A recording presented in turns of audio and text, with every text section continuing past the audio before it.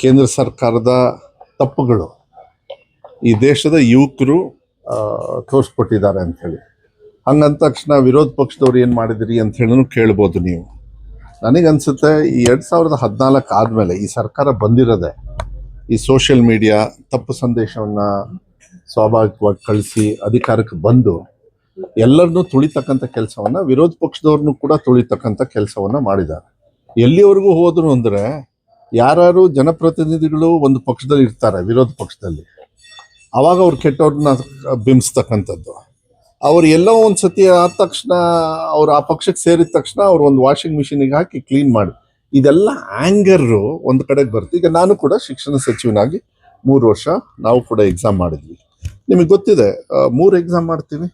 First ನಮ್ಮ ದೇಶದೊಳಗೆ copy ಹೊಡೆಯೋದು ನಿಲ್ಲಿಸಿದ ನಮ್ಮ ರಾಜ್ಯ ಸರ್ಕಾರದೊಳಗೆ ನಾವು ಹೆಮ್ಮೆ ಪಡಬೇಕು. ನಾನು ಅಂತ ಹೇಳಲ್ಲ, ನಮ್ಮ ಸರ್ಕಾರ, ನಾವು ನೀವೆಲ್ಲ ಹೆಮ್ಮೆ ಪಡಬೇಕು. ಅದಕ್ಕೆ ನೀವು ಕೂಡ ಎಲ್ಲ ಮಾಧ್ಯಮದಲ್ಲೂ ಕೂಡ ತೋರಿಸಿದ್ರಿ, ವೆಬ್ಕಾಸ್ಟಿಂಗ್ ಎಲ್ಲ ಹಾಕಿ ಇಂಥ ತೀರ್ಮಾನಗಳನ್ನು ತಗೊಂಡಾಗ ಜನರು ಕೂಡ ಅದನ್ನ ಒಪ್ಪಿದ್ರು. ಕಾಪಿ ಹೊಡೆದು ನಿಲ್ಲಿಸ್ಬೇಕು, ಮಕ್ಕಳಿಗೆ ಕಾಪಿ ಹೊಡೆದು ಪಾಸ್ ಮಾಡೋದು ತಪ್ಪು. 3 ಎಕ್ಸಾಮ್ ಮಾಡಿದ್ವಿ, ಆಮೇಲೆ ಕೊನೆಗೆ 2 ಎಕ್ಸಾಮ್ ಮಾಡಿದ್ವಿ. 98.08 ಏನು ರಿಸಲ್ಟ್ಸ್ ಬಂದಿದೆ. ಕೆಲವು ಟೀಕಾ ಟಿಪ್ಪಣಿಗಳು ಅದನ್ನು ಮಾಡ್ತಾರೆ, ಮಾಡ್ಕೊಳ್ಳಿ. ಆದರೆ ರಿಸಲ್ಟು ನಮ್ಮ ಮಕ್ಕಳಿಗೆ ಭವಿಷ್ಯವನ್ನ ರೂಪಿಸ್ತಕ್ಕಂಥ ಕೆಲಸವನ್ನ ಮಾಡಬೇಕು. ಆಮೇಲೆ ಜಂತರ್ ಮಂತರು ಮತ್ತು ಇಡೀ ಭಾರತ ದೇಶದೊಳಗೆ ಯುವಕರು ಎದ್ದು ಹೊರಗಡೆ ಬಂದವರು ಅವರೆಲ್ಲರೂ ಕೂಡ ಅವ್ರ ತಂದೆ ತಾಯಿಯವರೇ ಕಳಿಸಿರ್ತಾರೆ. ಯಾಕೆಂದ್ರೆ ಅವ್ರ ತಂದೆ ತಾಯಿಯವರು ಮತ್ತು ಯಾರ್ಯಾರು ವೋಟಿಂಗ್ ಮಾಡಿದ್ರು BJP ಅವರಿಗೆ, ಅವರೇ ಇವತ್ತು ಬೀದಿಗೆ ಬಂದು ಅವ್ರ ವಿರುದ್ಧವಾಗಿ ಹೋರಾಟ ಮಾಡಿದ್ದಾರೆ. ಯಾಕೆಂದ್ರೆ ನಂಬಿಕೆಗೆ ದ್ರೋಹ ಮಾಡಬಾರ್ದು. ಯಾವಾಗಲೂ ಗೆಲುವು ಸೋಲು ಇರ್ತದೆ, ಇಲ್ಲ ಅಂತ ಹೇಳಲ್ಲ. ಟೀಕಾ ಟಿಪ್ಪಣಿಯನ್ನ ಮಾಡೋದು ರಾಜನಾಥ್ ಸಿಂಗ್ ಅವರೇನು, ಇದು UPA ಸರ್ಕಾರ ಅಲ್ಲ, ಇದು NDA, ನಾವು ರಿಸೈನ್ ಮಾಡಿ, ನಮಗೆ ಗೊತ್ತೇ ಎಷ್ಟು ದುರಂಕಾರ ಇರಬೇಕು. ಈ ಭಾರತ ದೇಶದ ಒಬ್ಬ ಮಂತ್ರಿಗೆ ನಾವು UPA ಅಲ್ಲ, ನಾವು ಇದು ಆಯ್ತು. ಡಾಕ್ಟರ್ ಮನಮೋಹನ್ ಸಿಂಗ್ ಅವ್ರಿಗೇನು ಮೌನ ಏನೋ ಪ್ರೈಮ್ ಮಿನಿಸ್ಟರ್ ಏನೋ ಅಂತ ಹೇಳೋರು, ನಾಚಿಕೆ ಆಗ್ಬೇಕು. ನರೇಂದ್ರ ಮೋದಿ ಅವರು ಯಾವತ್ತಾರು ಬಂದು ನಿಮ್ಮ ಎದುರುಗಡೆ ಬಾಯ್ ಬಿಟ್ಟಿದ್ದಾರೆ? ಹೊರದೇಶಕ್ಕೆ ಹೋಗಿ ಮತ್ತೆ ದಯವಿಟ್ಟು ನಿಮಗೆ ಅನ್ಸ್ಬೋದು ಏನಪ್ಪ ಹಿಂಗೆ ಹೇಳ್ತಾ ಇರ್ತಾರಂತ. ಹೊರದೇಶಕ್ಕೆ ಹೋಗಿ ಹಲ್ಕಿಸಿತಾರೆ, ಕೈ ಅಗಲ ಮಾಡಿ ಎಲ್ಲರನ್ನೂ ಒಪ್ಕೊಳ್ತಾರೆ. ನಮ್ಮ ಭಾರತ ದೇಶದವ್ರನ್ನ ಯಾರನ್ನಾದ್ರು ಯುವಕರನ್ನ ಇಲ್ಲಿ ಯಾರಿಗಾರು ಒಂದು ಸಂತೋಷದಿಂದ ನಗುಮುಖದಿಂದ ನೋಡಿರ್ತಕ್ಕಂಥದ್ದು ಏನಾರು ನೋಡಿದ್ದೀರಾ? ರಾತ್ರಿ ಎದ್ದು ವಿಡಿಯೋ ಮಾಡ್ತಕ್ಕಂಥದ್ದು ವ್ಯವಸ್ಥೆನ ಇವತ್ತು ಯುವಕರು ನರೇಂದ್ರ ಮೋದಿ ಅವ್ರಿಗೆ ತಂದಾರೆ ಅಂತ ಹೇಳಿದ್ರೆ ಅವ್ರ ಶಕ್ತಿ ಏನು ಅಂತ ಹೇಳಿ, ಅದನ್ನ ವಿರೋಧ ಪಕ್ಷದವರು ಆ ಫೋರ್ಸ್ನ ಹಾಳು ಮಾಡಬಾರ್ದು. ಇದು ಗೆಲುವು ಬಂದೇ ಬರ್ತದೆ. ಅವ್ರ ಜೊತೆಗಿದ್ದು ಮತ್ತೆ ಅದಕ್ಕೊಂದು ಪೊಲಿಟಿಸೈಸ್ ಮಾಡಬಾರ್ದು ಅಂತ ಹೇಳಿ ಹೊರಗಡೆ ಇದ್ದು ಅವ್ರಿಗೆ ಸಹಕಾರ ಮಾಡಿರೋದು ಬಹಳ ಗೌರವಪೂರ್ವಕವಾಗಿ ಮಾಡಿದ್ದಾರೆ.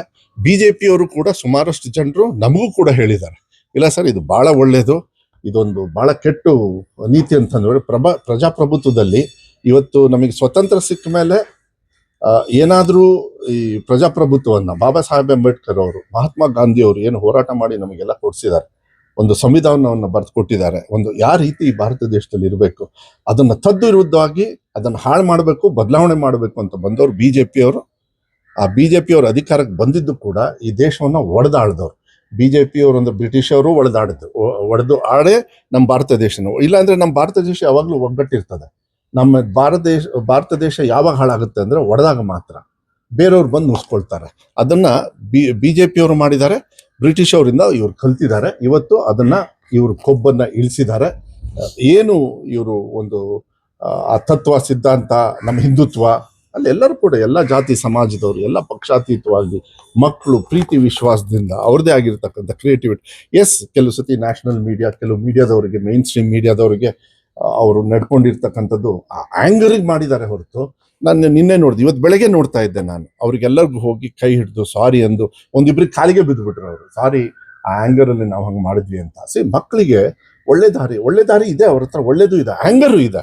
ಆ ಆ್ಯಂಗರ್ನ ಬೀದಿಗೆ ತರಬಾರ್ದು. ನಾನು ಹೇಳ್ತೀನಲ್ಲ, ಈ ದೇಶದಲ್ಲಿ ಎಜುಕೇಶನ್ ಸಿಸ್ಟಮ್ನ ಕೊಡಿ.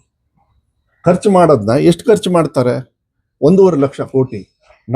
ನಾವು ಸುಮಾರು 11% ನಮ್ಮ ಬಜೆಟ್ ಏನಿದೆ 11% ಸಿದ್ದರಾಮಯ್ಯ ಸಾಹೇಬರು ಮುಖ್ಯಮಂತ್ರಿಗಳಿದ್ದಾಗ, ನಾನಿದ್ದಾಗ 33,000 crores ಖರ್ಚು ಮಾಡ್ತಾ ಇದ್ದೆ. ನಾನಿವಾಗ 44,000 ನಾವು ಎಜುಕೇಷನ್ಗೆ ಖರ್ಚು ಮಾಡ್ತೀವಿ ಅಂತ ನೀವೇ ಹೇಳಿ ನೋಡೋಣ. ಎಲ್ಲದರಲ್ಲೂ ಕೂಡ ಒಳ್ಳೇದು. ಅಜೀಂ ಪ್ರೇಮ್ಜಿ ಅವರು ನಮಗೆ ಸಹಕಾರ ಮಾಡಿದ್ರು, ಬೇರೆಯವ್ರು ಇಂಥದ್ದನ್ನ ತಗೊಂಡು ಹೋಗ್ಬೇಕು ಹೊರತು ಮಕ್ಕಳಿಗೆ ಒಡೆದಾಳ್ತಕ್ಕಂಥದ್ದು ವ್ಯವಸ್ಥೆಯನ್ನ ನೀವು ನೋಡಿ. ನಾವು ಏನೇ ಭಾಷಣ ಮಾಡಿದ್ರೂ BJP ಅವರಿಗೆ ನಾವು ವಿರೋಧ ಪಕ್ಷದವ್ರು ಕಾಣಿಸ್ತೀವಿ. ಆದರೆ ನನಗೆ ಇವತ್ತು ಹೆಮ್ಮೆ ಇದೆ, ನಮ್ಮ ರಾಜ್ಯದಲ್ಲಿ ನಾನೊಬ್ಬ ಶಿಕ್ಷಣ ಸಚಿವನಾಗಿ ಭಾಳ ಪ್ರಾಮಾಣಿಕವಾಗಿ ನಾವು ಕೆಲಸ ಮಾಡ್ಕೊಂಡು ಹೋಗಿದ್ದೀವಿ. ಧರ್ಮೇಂದ್ರ ಪ್ರಧಾನ್ ಅವ್ರನ್ನ ಬದಲಾವಣೆ ಮಾಡಿ ಇವಾಗ ಜೋಶಿ ಅವ್ರಿಗೆ ಕೊಟ್ಟಿದ್ದಾರೆ. ಅದನ್ನು ಮತ್ತೆ ಅವ್ರು ಕೆಟ್ಟ ಚಾಳಿ ತರಬಾರ್ದು. ಅವ್ರು ಏನು ಈ ರಾಜ್ಯದ ಮಕ್ಕಳಿಗೆ ಬೇಕಾಗ್ತದೆ ಅದನ್ನು ಕೊಡಬೇಕಾಗ್ತದೆ. ಇಲ್ಲ ಅಂದರೆ ಮಕ್ಕಳು ಆಮೇಲೆ ಈ ಥರ ಹೋರಾಟಗಳಲ್ಲಿ ವಿರೋಧ ಪಕ್ಷದ ಜೊತೆಗೆ ಇಂಥವ್ರು ಸೇರ್ಬೇಕಾಗತ್ತೆ. ಈಗ ಎಥನಾಲ್ ಅದು ಕೂಡ ಭಾಳ ಒಂದು ದೊಡ್ಡ ಮಟ್ಟದಲ್ಲಿ ಏನು ಅಂತೇಳಿ ನಾನು ಈಗ ಸದ್ಯಕ್ಕೆ ಹೇಳಕ್ಕೆ ಹೋಗೋದಿಲ್ಲ. ಅದನ್ನು ನಾನು ದೊಡ್ಡ ಸೃಷ್ಟಿ ಮಾಡಿ ಏನೋ ಒಂದು ಆಂದೋಲನ ಮಾಡೋದಕ್ಕೆ ಹೋಗೋದಿಲ್ಲ. ಕೆಲವು ತಪ್ಪು ನಿರ್ಧಾರಗಳು ಮತ್ತು ದುರಂಕಾರದಲ್ಲಿ ನಿರ್ಧಾರಗಳು ಏನು ಕೇಂದ್ರ ಸರ್ಕಾರದವ್ರು ತಗೊಳ್ತಾರೆ.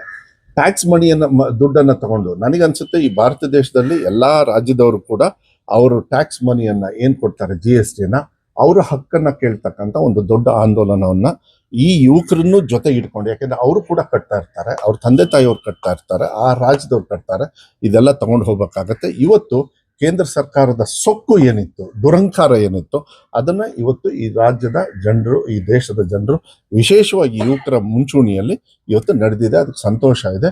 ಇವತ್ತು ಒಳ್ಳೆ ದಿಕ್ಕಿಗೆ ಬಾಬಾ ಸಾಹೇಬ್ ಅಂಬೇಡ್ಕರ್ ಅವರು ಕೊಟ್ಟಿರ್ತಕ್ಕಂಥ ದಿಕ್ಕಿಗೆ ನಾವು ಹೋಗ್ತಾ ಇದ್ದೀವಿ ಅಂತ ಹೇಳಿ ಒಂದು ತೃಪ್ತಿಯೂ ಕೂಡ ಇದೆ. ಮಕ್ಕಳಿಗೆ ಯಾವತ್ತೂ ಕೂಡ ಅವ್ರ ಜೊತೆಗೆ ಇರ್ತಕ್ಕಂಥದ್ದು ನಮ್ಮ ಕರ್ತವ್ಯ ಕೂಡ.